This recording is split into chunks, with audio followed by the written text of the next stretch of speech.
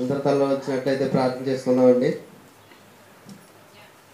ప్రియ పరలోకమందున మా కన్న తండ్రి, ఈ మధ్యాహ్న కాల సమయంలో తండ్రి ఈ పిల్లలకు తండ్రి కొన్ని మాటలు చెప్పాలని నేను నిలబడగా తండ్రి, మీరు నాకు కావాల్సిన సమయోచితమైన జ్ఞానాన్ని ఇవ్వండి తండ్రి. వినే మీ పిల్లల తండ్రి అర్థం చేసుకునే మనసును ఇవ్వండి తండ్రి. అదేవిధంగా తండ్రి వాక్యాన్ని విని మేము విడిచిపెట్టే వారంగా ఉండకుండా తండ్రి, మా బ్రతుకులో తండ్రి దాన్ని అన్వయించుకోవడానికి మీ కృప మా అందరికి సహాయం దయచేయమని తండ్రి. త్వరలో ఉన్న క్రీస్తు ప్రభుల వారి పేరిట అడిగి వేడుకుంటున్నాం మా కన్న తండ్రి, ఆమేన్.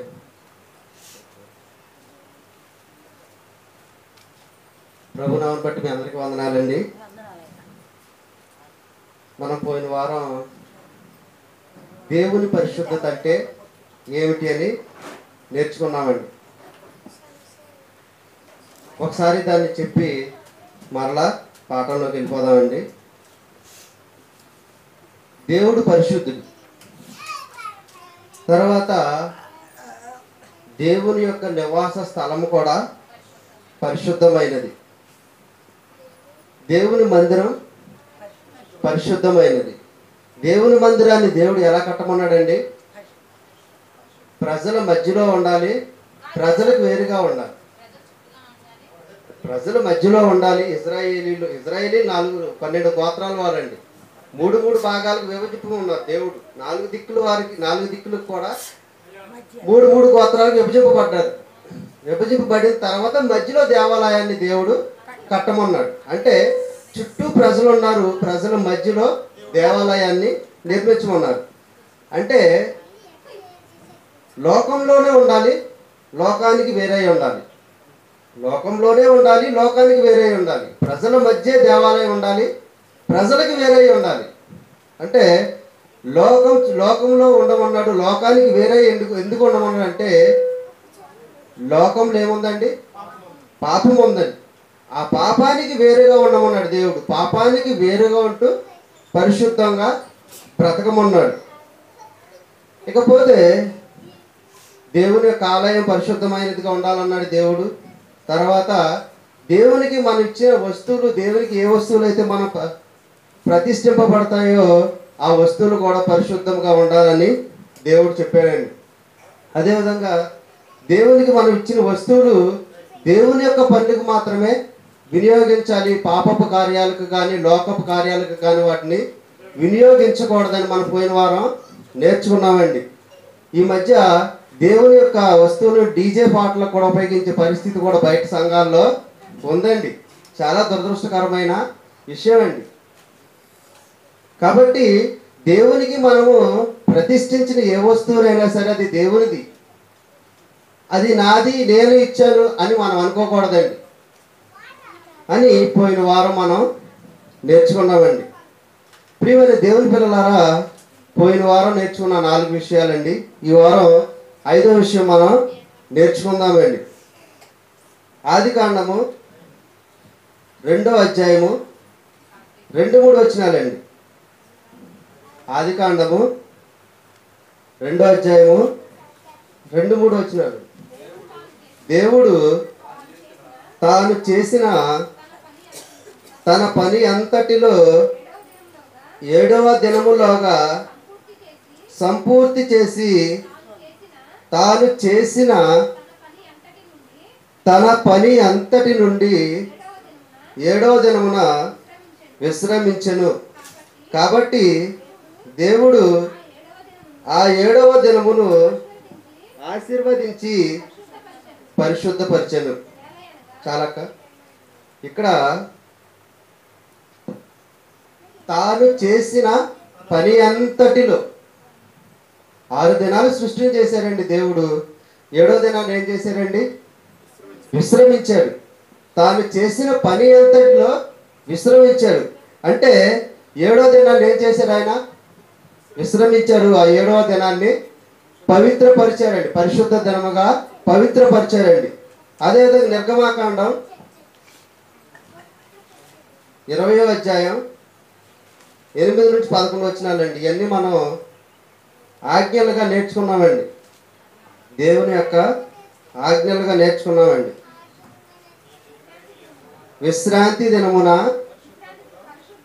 పరిశుద్ధముగా ఆచరించవలను. ఆచరించుటకు జ్ఞాపకం ఉంచుకొనుము. చాలమ్మా. ఇక్కడ విశ్రాంతి దినాన్ని ఎలా ఆచరించమంటున్నాడండి దేవుడు? పరిశుద్ధంగా ఆచరించమంటున్నాడండి దేవుడు. ఆ దినాన దేవుడు విశ్రాంతి దినాన పరిశుద్ధంగా ఆచరించమన్నాడంటే మనం ఏం చేయకూడదండి? పాపం చేయకూడదు. కానీ మన 6 దినాలు పనికి వెళ్తాం. మనం 6 దినాలు పని చేసుకుంటాం. 7వ దినాన్ని విశ్రమించి తర్వాత ఏం చేయమని ఒకసారి పాయింట్ లేవియాకాండం ఒకసారి చూడమ్మా. లేవియాకాండం 23వ అధ్యాయం 2-3 వచనాలు. నీవు ఇశ్రాయేలీయులతో ఇట్లను మీరు పాటింపవలసిన యెహోవా నియామకాలములు ఇవే. ఈ కాలముల యందు మీరు పరిశుద్ధ సంఘముగా కూడవలను. ఇదే నా ఆన్సర్. ఒకసారి ఇప్పుడు 6 దినాలు మన పని అంతట్లో పని చేసుకోవాలి. 6 దినాలు మనం పని చేసుకోవాలి. 7వ దినం ఏం చేయమంటున్నాడండి? పరిశుద్ధ స్థలానికి కూడి రావాలి. అంటే దేవుని యొక్క సంఘానికి మనం రావాలండి. అంటే 6 దినాలు వేరే ఉండాలి. 7వ దినాన దేవుని యొక్క సంఘానికి మనం రావాలండి. అంటే తాను చేసిన పని అంతటి నుంచి దేవుడు 7వ దినాన్ని పరిశుద్ధపరచడం అనేది జరిగిందండి. అంటే ఆదివారము పరిశుద్ధ దినము. అంటే దేవుని యొక్క పనికి, దేవుని యొక్క సంఘానికి మనం రావాలి. ఆదివారం పని ఉందని పనికి వెళ్ళొద్దని దేవుడు చెప్తున్నాడండి. 6 దినాలు నీ పని పాటలు చేసుకో, 7వ దినం మాత్రం నా యొక్క సన్నిధికి రమ్మని దేవుడు చెప్తున్నాడండి. మరి ఒక వ్యక్తికి ఒక యాక్సిడెంట్ అయింది అనుకుందామండి. అప్పుడు మరి అతడు చర్చికి రావాలా, హాస్పిటల్కి వెళ్ళాలా?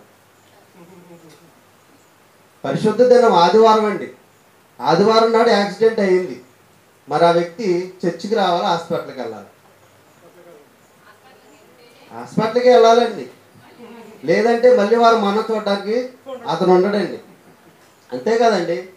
ఇప్పుడు మనం చెప్పాం కాబట్టి ఆదివారం దేవుని యొక్క సన్నిధికి రావాలని ఆదివారం దేవుని అతన్ని హాస్పిటల్ జాయిన్ చేయించకుండా ఇక్కడ చర్చికి తీసుకొచ్చాం అనుకోండి, తర్వాత మనం చూడడానికి వెళ్ళాలండి. కాబట్టి అంటే ఇది సహజమండి, సహజం ఇది. ఎందుకంటే అది అందరికీ మనకు తెలిసిన విషయమే. అంటే దేవుడు ఏం చెప్తున్నాడంటే మీ పని పాటలు 6 రోజులు చేసుకోండి, 7వ రోజు మాత్రం నా యొద్దకు రండి. అంటే కారణం లేకుండా కూడా పని మానొద్దని దేవుడు చెప్తున్నాడండి. కారణం ఉంటే అది సరే, కారణం లేకపోతే కంపల్సరిగా నా యొక్క సన్నిధికి మీరు రావాలని దేవుడు చెప్తున్నాడండి. అంటే తన యొక్క దినాన్ని ఎలా చేశాడండి? పరిశుద్ధముగా చేశాడు దేవుడు. ఇది 5వ పాయింట్ అండి. ఫస్ట్ పాయింట్ ఏం నేర్చుకున్నామండి? దేవుడు పరిశుద్ధుడు, తానున్న లోకం పరిశుద్ధమైనది, దేవుని యొక్క దేవాలయం పరిశుద్ధమైనది, దేవుని యొక్క ఆలయంలో ఉన్న వస్తువులు పరిశుద్ధమైనవి, దేవుని యొక్క దినము కూడా పరిశుద్ధముగా చేశాడండి దేవుడు. ఇకపోతే దేవుని యొక్క యాజకులు, నిర్గమాకాండం 29వ అధ్యాయం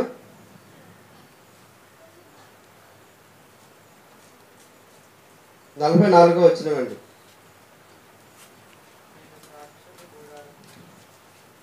నేను సాక్ష్యపు గుడారమును బలిపీఠమును పరిశుద్ధపరచెదను, నాకు యాజకులగునట్లు అహరోనును అతని కుమారులను పరిశుద్ధపరచెదను. ఇక్కడ ఎవరు పరిశుద్ధంగా ఉండాలంటండి?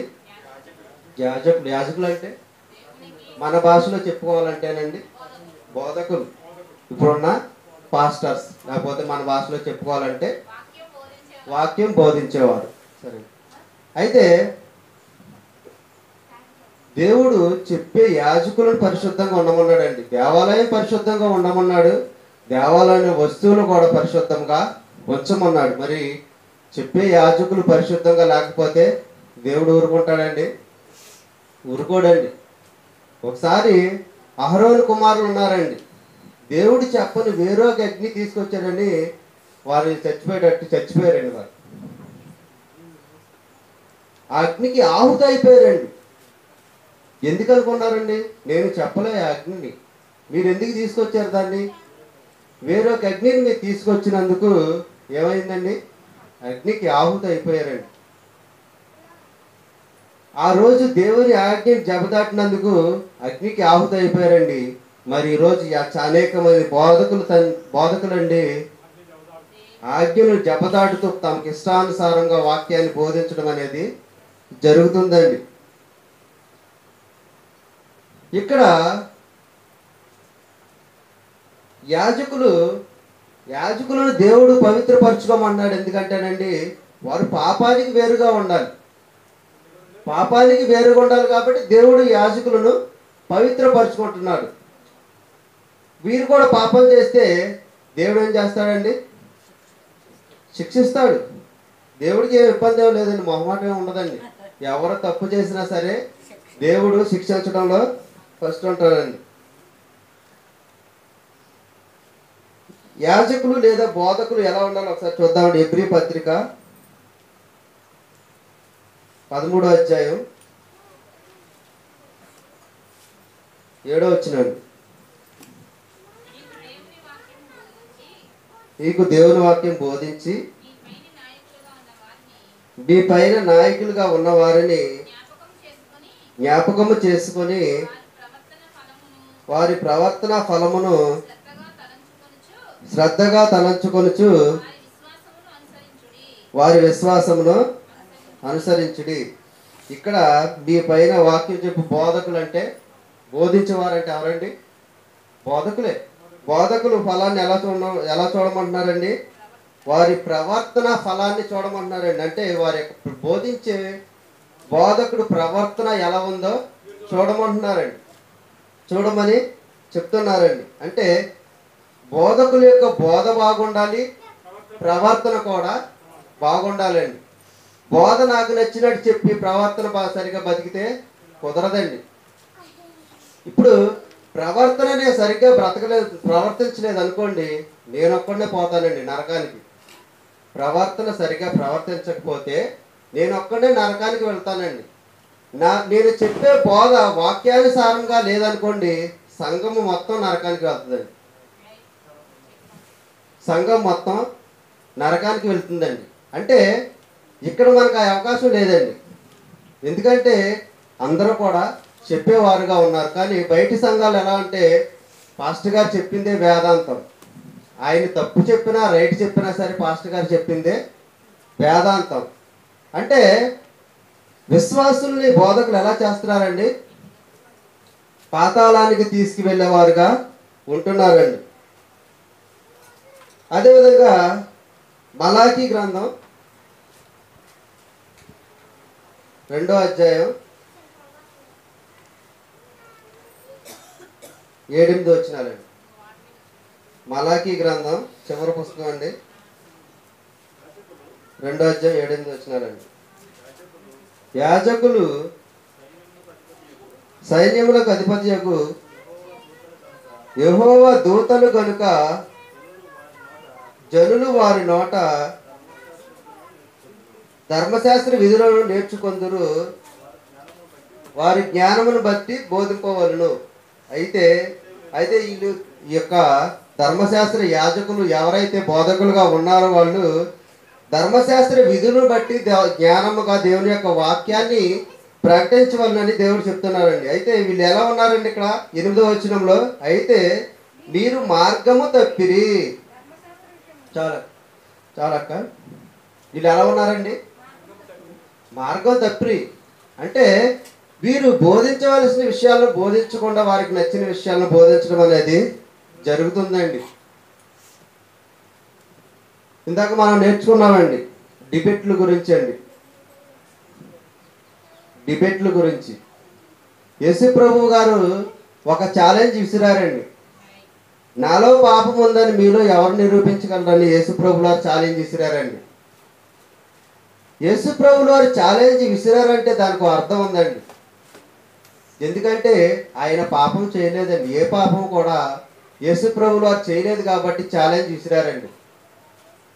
కానీ నేటి బోధకులు ఎలా ఉన్నారంటేనండి, వారికి ఉన్న జ్ఞానంతో వారికి నచ్చినట్లుగా వాళ్ళు బోధిస్తూ ఛాలెంజ్లు విసురుతున్నారండి. మార్కు సువార్తలో ఉంటుందండి ఒక మాట, 7వ అధ్యాయం ఒకసారి తెద్దామండి. మార్కు సువార్త 7వ అధ్యాయం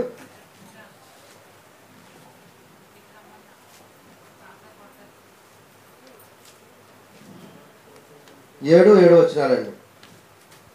మానవులు కల్పించిన పద్ధతులు దైవోపదేశములను బోధించుచు నన్ను వ్యర్థంగా ఆరాధించుతున్నారు. అంటే మానవులు చెప్పే పద్ధతులు దేవుడు నాకు చెప్పాడు, దైవోపదేశములుగా బోధిస్తున్నారు అంటండి. అంటే వీళ్ళు చెప్పే మాటలు ఎలా ఉన్నారంటే దేవుడు నాతో చెప్పమన్నాడు, నన్ను చెప్పమన్నాడు అన్నట్టుగా వీరివి చెప్పే మాటలు కూడా దేవుడిని కల్పించి చెప్తున్నారండి నేటి బోధకులండి.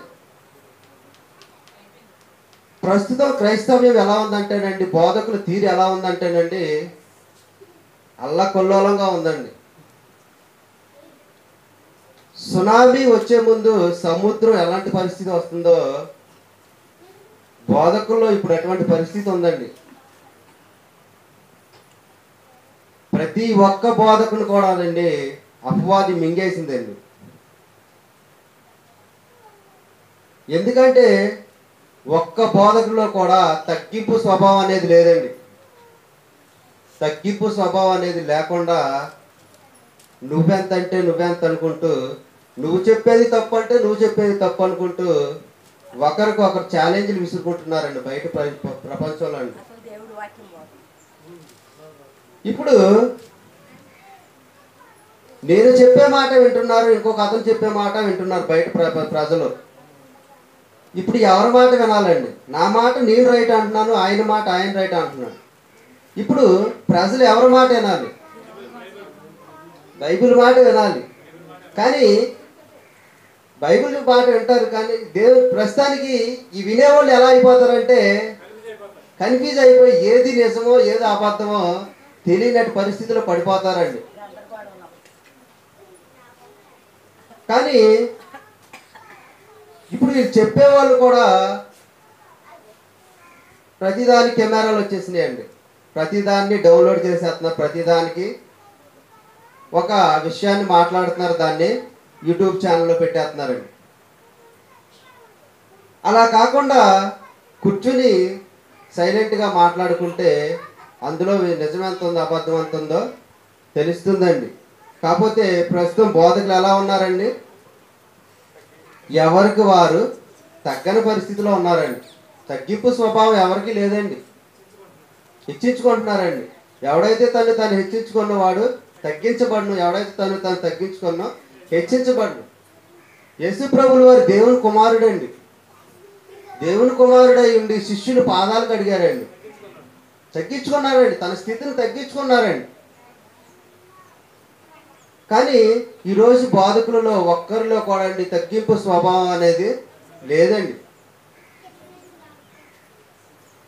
ఇప్పుడు వీళ్ళ వెనకాల కొన్ని వందల మంది ఉన్నారండి. వాళ్ళు కూడా ఏమైపోతారండి? నరకానికి వెళ్ళిపోతారండి. వీరితో పాటు వాళ్ళు కూడా నరకానికి వెళ్ళిపోయే పరిస్థితి నేటి ఉన్న బోధకుల మధ్యలో చిచ్చు రేపిందండి. మొన్నటిదాకా ఎవరైతే గొప్పవారని మనం అనుకున్నామో వారే ఈరోజు తోవద్రప్పిన పరిస్థితిలో ఉన్నారండి. నిజమండి. అంటే వీళ్ళు కూడా అపవాదికి బానిసలు అయిపోయారండి. మరి ఇటువంటి పరిస్థితుల నుండి మనం బయటపడాలంటే ఏం చేయాలి? యేసు ప్రభువుల వారు కొన్ని జాగ్రత్తలు చెప్తూ ఒక మాట చెప్పారండి. ఎవడునూ నిన్ను మోసపరచకుండా నిన్ను నువ్వు జాగ్రత్త పడని చెప్పారండి. ఎవడో నిన్ను మోసపరచకుండా నిన్ను నువ్వు జాగ్రత్త పడమని దేవుడు చెప్పాడండి. బయట పరిస్థితులు చాలా దారుణంగా ఉంది కాబట్టి దేవుడు ఏం చెప్పాడండి, నిన్ను నువ్వు జాగ్రత్త చేసుకో. ఇందా చెప్పారు సర్వేశ్వరరావు గారు, ఏం చేయాలంటే మనకు బైబిల్ చదువుకోవాలండి, వాక్యానుసారంగా బ్రతకాలండి. ఏమండి, అందరికీ తెలుసండి ఏది మంచో ఏది చెడు, అందరికీ తెలిసిన విషయానండి. అలా బ్రతికితే సరిపోతుందండి. పాపానికి దూరంగా ఉంటూ పరిశుద్ధతగా బ్రతికితే పరలోకం వెళ్ళిపోతామండి. అంతేనండి. పాపం చేయకుండా, ఒకరికి అన్యాయం చేయకుండా, చదువురాని వాళ్ళు సింపుల్ అండి. ఇప్పుడు బైబిల్ చదువురాని వాళ్ళు బైబిలే చదవవసరం లేదండి, సింపుల్. పాపానికి దూరంగా ఉంటూ ఎవరికి అన్యాయం చేయకుండా బ్రతికితే పరలోకం వెళ్ళిపోతామండి. అదే బైబిల్ సారాంశం అండి. నిన్ను వలె నీ పొరుగు వారిని ప్రేమించాలి అంటే ఎవరి మీద ద్వేషాలు, పగలపత్తి అవన్నీ ఉంచుకోకుండా బ్రతికితే పరలోకం వెళ్ళిపోతామండి. అయితే నేటి బోధకుల పరిస్థితి ఎలా ఉందండి, అల్లకొల్లగా మారిందండి. వీరు దారి తప్పి ఉన్నారంటండి. మలాఖీ గారు చెప్తున్నారండి, నేడున్న బోధకులు కూడా దారి తప్పి ఉన్నారంటండి. అయితే మనకు అవసరమైన విషయం ఏంటంటేనండి, ఇందులో యాజకులను దేవుడు పవిత్రపరచుకోమంటున్నాడండి. యాజకులుగా ఉన్న నువ్వు నా యొక్క సన్నిధిలో ఉన్నావు, నా సన్నిధిని నేను పవిత్రపరిచాను, నువ్వు కూడా పవిత్రులుగా ఉండాలని దేవుడు చెప్తున్నాడండి. ఇకపోతే అది 5వ పాయింట్ అండి, యాజకులను పవిత్రపరచుకోవాలండి.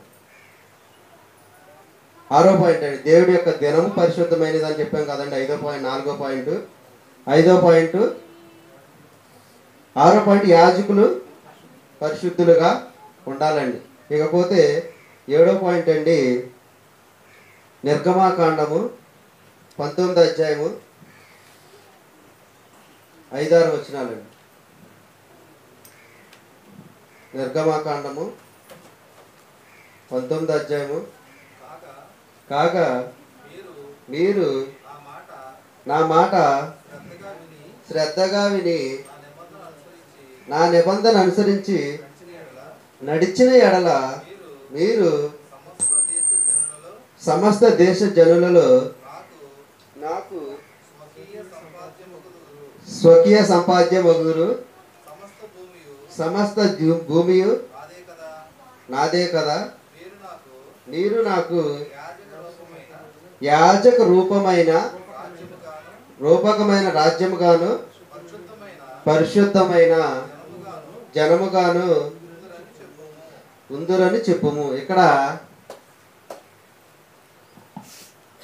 పరిశుద్ధ జనముగా ఎవరు ఉండాలండి? సంఘంలో ఉన్న సభ్యులు అందరూ. ఒక మాటలో చెప్పాలంటే మనందరం, అంతే కదండి. సంఘంలో సభ్యులు అంటే మనందరం. సంఘంలో ఉన్న సభ్యులంతా ఎలా ఉండాలండి? పరిశుద్ధ జనముగా ఉండాలి. పరిశుద్ధ జనముగా మరి మనం ఉండాలంటే ఏం చేయాలి? పరిశుద్ధ జనముగా మనం ఉండాలంటే ఏం చేయాలి? అయితే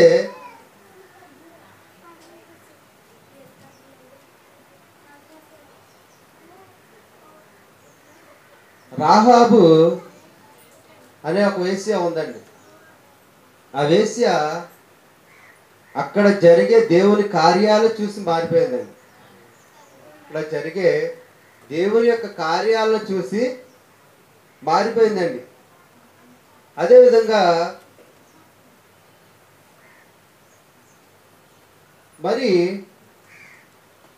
మన ప్రవర్తన ఎలా ఉండాలని చెప్తున్నారండి? పరిశుద్ధ జనముగా ఉండాలంటే మనం ఎలా ఉండాలని చెప్తున్నారండి? పరిశుద్ధముగా ఉండాలంటే మన ప్రవర్తన పరిశుద్ధముగా ఉండాలని చెప్తున్నారండి.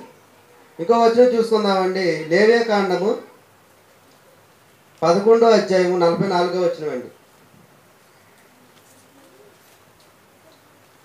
లేవియకాండము, నేను మీ దేవుడైన యెహోవాను, నేను పరిశుద్ధుని కనుక మీరును పరిశుద్ధులై ఉండునట్లు మిమ్మల్ని మీరు పరిశుద్ధపరచుకొనుడి. నేను పరిశుద్ధుడు కాబట్టి మిమ్మల్ని మీరు కూడా పరిశుద్ధపరచుకోమని ఎవరికి చెప్తున్నాడండి దేవుడు? ప్రస్తుత కాలంలో ఇశ్రాయేలీయులకు చెప్పడం అనేది జరుగుతుందండి. తర్వాత మనకు కూడా దేవుడు చెప్తాడండి.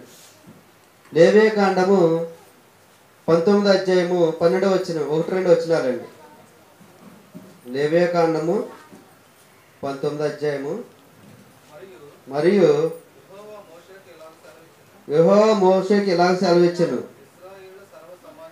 ఇశ్రాయేలు సర్వ సమాజంతో ఇట్లో చెప్పుము, మీరు పరిశుద్ధులై ఉండవలెను, మీ దేవుడైన యెహోవానగు నేను పరిశుద్ధుడై ఉన్నాను. చాలండి. ఇక్కడ ఎవరు పరిశుద్ధులై ఉండాలంటండి?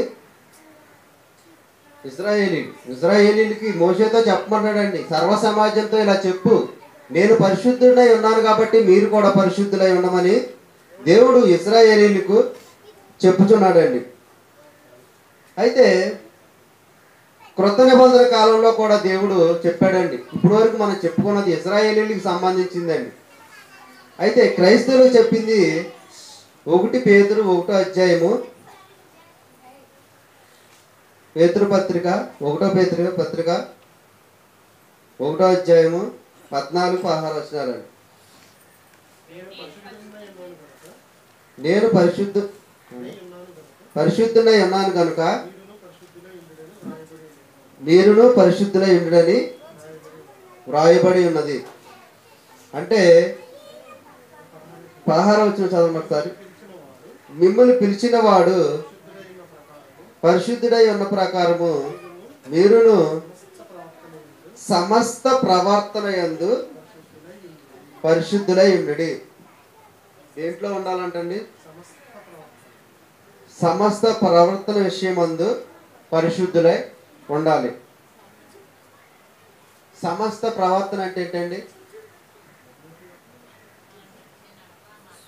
ఇప్పుడు చర్చికి వెళ్ళి చర్చిలో ఉండి చర్చ్ అయిపోయిన తర్వాత ఇంటి పక్క వాళ్ళతో దెబ్బలాడమనండి. ప్రవర్తన అంటే ఏంటండి? అంటే ఈ గంట సేపు చర్చిలో ఉన్నాం కాబట్టి సరిపోద్ది దేవుడికి, ఇక్కడ నుంచి మన ఇష్టం వచ్చినట్టు బ్రతకొచ్చానండి. మంచి ప్రవర్తన అంటే మన ప్రవర్తనను చూసి ఇరుగు పొరుగు వారు వీరు దేవుడి పిల్లలు అని వాళ్ళు అనుకోవాలండి. మన ప్రవర్తన చూసి ఇరుగు పొరుగు వారు ఏమనుకోవాలండి? దేవుడి పిల్లలు అనుకోవాలండి. అంతేనమ్మ వాళ్ళతో గొడవలకి వెళ్ళకూడదు అనుకోవాలండి. అంటే మన ప్రవర్తన అలా ఉండకూడదండి. మనలో చూసి పొరుగువారు ఏమనుకోవాలండి? వీరు దేవుని పిల్లలు. ఆదివారం వచ్చిందంటే చర్చికి వెళ్తారు.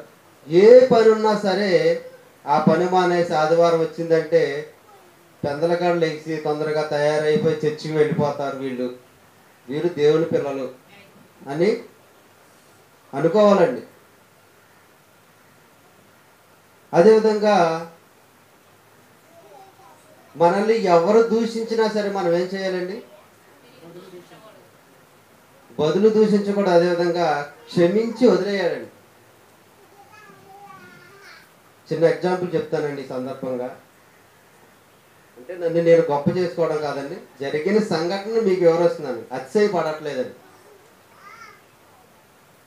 నేను రీసెంట్గా మా ఇంటికాడ కొబ్బరికాయ ఒలుచుకుంటున్నానండి. అంటే ఈ మధ్య కాలంలో అండి, నా భాషలో చెప్పాలంటే ఒలుచుకుంటుంటే పక్కింటి ఒక అతను ఉన్నాడండి. నేను అతని జోలికి వెళ్ళలేదండి. నా పని నేను చేసుకుంటూ సైలెంట్గా నేను చేసుకుంటున్నానండి. ఒకరోజు ఫుల్గా తాగొచ్చి కర్ర తీసుకుని మీద కొట్టడానికి వచ్చేసాడండి. నేనేం మాట్లాడలేదండి, చేతులు కట్టుకుని అలా నిలబడ్డానండి. నన్ను చూసి వెళ్ళిపోయాడండి అతను. ఏం అనలేదండి, నేను చేతులు కట్టుకుని ఇలాగే నిలబడ్డాను, అతను వెళ్ళిపోయాడండి. కానీ అదే సందర్భంలో నేను కూడా మాట్లాడితే ఏమవుద్దండి? నేను తాగిన బైకులు అతను ఏం చేస్తాడో తెలియదండి, నేను హాస్పిటల్ పాలైపోయాడు. అంటే నేను ఎందుకు చెప్తానంటే మన ప్రవర్తన ఎలా ఉండాలంటే క్షమించే విధంగా ఉండాలండి. అప్పుడు నేను ఏం చేశానంటే, ఇక వీళ్ళకి నా వల్ల ఇబ్బంది ఉంది కాబట్టి నేను ఆ స్థలాన్ని వాడుకోవడం మానేశానండి. నన్ను నేను తగ్గించుకున్నానండి. ఎందుకంటే దేవుని యొక్క వాక్యం నాకు తెలుసు కాబట్టి, ఎవరైతే తను తగ్గించుకుంటారో వారు హెచ్చరించబడతారన్న వాక్యం నాకు తెలుసు కాబట్టి, నన్ను నేను తగ్గించుకుని ఆ స్థలాన్ని నేను వాడుకోనని చెప్పేశానండి. తర్వాత కొద్ది రోజులకి వాళ్ళు వచ్చి నాతో సరదా మాట్లాడడం అనేది జరిగిందండి. శత్రువులు కూడా నాకు మిత్రులు అయిపోయారండి. ఎందుకండి? నేను దేవునికి ఇష్టానుసారంగా బ్రతికానండి. నన్ను నేను తగ్గించుకొని సమాజంలో దేవునికి ఇష్టడిగా బ్రతికానండి. కాబట్టి వాళ్ళు ఏమయ్యారండి? మిత్రులుగా మారిపోయారు. అంటే మన ప్రవర్తన ఎలా ఉండాలండి? సమస్త ప్రవర్తన విషయంలో మనం ఏం చేయాలి? జాగ్రత్తగా ఉండాలి. అంటే మనం ఇతరులకు కీడు చేసేటట్లుగా ఉండకూడదండి. మనం ఇతరులకి కీడు చేసే విధంగా ఉండకూడదండి. మన ప్రవర్తన చూసి అవతల వారు మారిపోవాలండి. అటువంటి ప్రవర్తన దేవుడు మనలో ఉండాలని చెప్తున్నాడండి. అదేవిధంగా దేవుడు ఇంకో మాట, మంచి మాట చెప్పాడండి. 1 పేతురు 2:9 అండి. అక్కడే 2వ అధ్యాయం 9వ వచనం. అయితే మీరు చీకటిలో నుండి ఆశ్చర్యకరమైన తన వెలుగులోనికి మిమ్మల్ని పిలిచిన వారి గుణాతిశయములను ప్రచురం చేయ నిమిత్తము ఏర్పరచబడిన వంశమును, రాజులైన యాజక సమూహమును, పరిశుద్ధ జనమును, దేవుని సొత్తైన ప్రజలై ఉన్నాడు. పరిశుద్ధ జనమండి. ఎవరండి ఈ పరిశుద్ధ జనము? మనమే. సంఘంలో కూడుకున్న ప్రతి ఒక్క మనమే దేవుని యొక్క పరిశుద్ధ జనమండి. దేవుడు మనం పరిశుద్ధంగా ఉండాలనుకుంటున్నాడండి. దేవుడు పరిశుద్ధంగా ఉండాలంటే ఏంటండి? దాని అర్థం ఏంటండి? పరిశుద్ధంగా ఉండాలంటే ఏంటండి దాని అర్థం? పాపం జోలికి వెళ్ళకూడదండి. పాపం జోలికి వెళ్ళకుండా పరిశుద్ధత కట్టుబడి ఉండడమేనండి. అంటే పరిశుద్ధత అంటే మనం ఎవరైనా ఏం నేర్చుకున్నామండి? పాపానికి దూరంగా ఉండాలి, పరిశుద్ధతకి కట్టుబడి ఉండాలి. పాపానికి దూరంగా ఉండాలి, పరిశుద్ధతకి కట్టుబడి ఉండాలి. కాబట్టి ప్రియమైన దేవుని పిల్లలారా, మనం ఈరోజు 7 విషయాలు మనం నేర్చుకున్నామండి. దేవుడు పరిశుద్ధుడండి. దేవుడు నివసిస్తున్న స్థలం అంటే పరలోకం పరిశుద్ధమైనదండి. అదేవిధంగా ఆయన యొక్క స్థలం, నివాస స్థలమైన భూలోకంలో ఉన్న దేవుని యొక్క మందిరం పరిశుద్ధమైనదండి. దేవుని యొక్క మందిరంలో ఉన్న వస్తువులు పరిశుద్ధమైనవి. అదేవిధంగా దేవుడు తాను చేసిన పనిని, అదే దినాన్ని పవిత్రపరిచాడండి, పరిశుద్ధ దినముగా చేశాడండి. అదేవిధంగా ఈ యొక్క దేవాలయంలో పనిచేసే ఎవరైతే ఉన్నారో, యాజకులుగా ఎవరైతే ఉన్నారో వారు పరిశుద్ధులుగా బ్రతకమన్నాడండి దేవుడు. ఇక చివరుగా దేవాలయములో కూడుకుంటున్న మనందరం కూడా పరిశుద్ధ జనముగా ఉండాలండి. అదేవిధంగా దేవుని యొక్క మాటల్లో కూడా మనం చెప్పాలండి. ఎప్పుడైతే మనం దేవుని మాటలో చెప్తామో ఆ యొక్క వాక్యం మనలో మొలుస్తుందండి. చెప్పకుండా సైలెంట్గా ఉంటే వాక్యం ఏం అర్థం కాదండి. నేను గమనించిన విషయం చెప్తున్నానండి. అక్కడ కూర్చుని ఎన్ని రోజులు విన్నా సరే వచ్చేవారు ఏం చెప్పారంటే చెప్పలేనండి. ఉన్న వాస్తవం అండి అది. ఇక్కడ నిలబడి ఏదైనా ఒక వాక్యం చెప్పామనుకోండి, తక్కువని చెప్పగలిగే అవకాశం ఉంటుందండి. కాబట్టి నా యొక్క మాటలను ముగిస్తున్నానండి. మనందరం పరిశుద్ధంగా బ్రతికితేనే పరలోకానికి వెళ్తామండి. అది మన చేతుల్లోనే ఉందని దేవుని యొక్క మాటలను ముగించి ప్రార్థన చేసుకుందామండి. ప్రియ పరలోకమందున మా కన్న తండ్రి, అయ్యా మీరు నాకు ఇచ్చిన జ్ఞానంతో తండ్రి మీ పిల్లలకు కొన్ని మాటలు చెప్పాను దేవా. పరిశుద్ధంగా జీవించమని మీ లేఖనాలు చెప్తున్నాయి తండ్రి. అయ్యా పరిశుద్ధంగా మేము లేని ఎడల తండ్రి ఇదిగో తండ్రి మేము నరకానికి పాత్రలు అవుతాం తండ్రి. కాబట్టి తండ్రి దేవా, సంగమకు కూడుకుంటున్న మేము పరిశుద్ధంగా బ్రతుకుతూ మీరున్న పరలోక రాజ్యంలో ప్రవేశించడానికి మీ కృప సహాయం దయచేయమని తండ్రి. త్వరలో ఉన్న క్రీస్తు ప్రభుల వారి పేరిట అడిగేయకుండా మా కన్న తండ్రి. ఆమేన్.